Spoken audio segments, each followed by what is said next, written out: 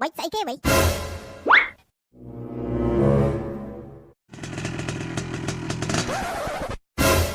អូមិនได้បញ្ជ្រុះកំពុងចាប់ត្រី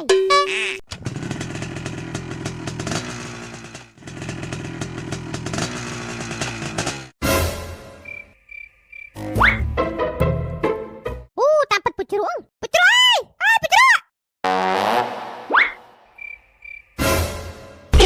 ចាប់ត្រីបានច្រើនអើបញ្ជ្រុះបាយអើយក្បោចបញ្ជ្រុះមិនរត់យ៉ាង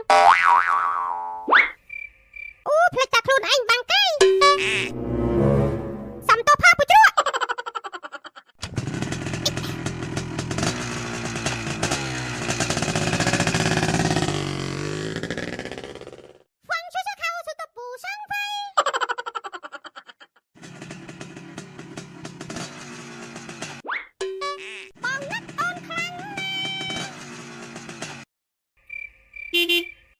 មិនដែរឡើងឆាយចឹង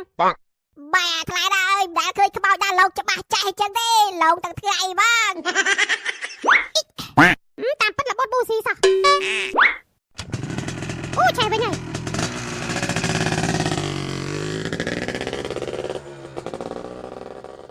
បតោនេះដូចបតោអារិតហើយសំឡេងដូចសំឡេងអាគុជ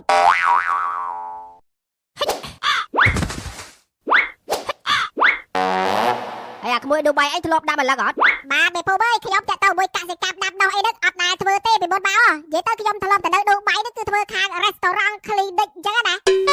បើអញ្ចឹងចាំខ្ញុំបរៀនណាវាជាជំនាញថ្មីក្នុងជីវិតផងដែរបាទមេភូមិ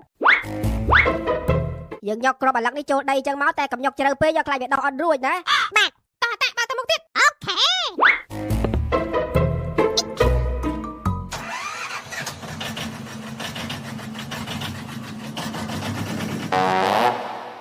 កាយជីបានតន្តិចសេះញ័រដៃមិនទេនេះសង្ស័យខ្វះជាតិស្ករមើលទៅ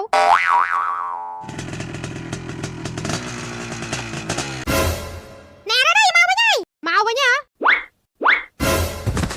ណែមេភូមិនឹងមេភូមិនឹងមេភូមិទៅបលចោនេះឯងបាំងកាយហើយមេភូមិផ្អារត់លើហើយអូមែនកាលីហ្វាលេងអីគ្រាន់តែជិះមក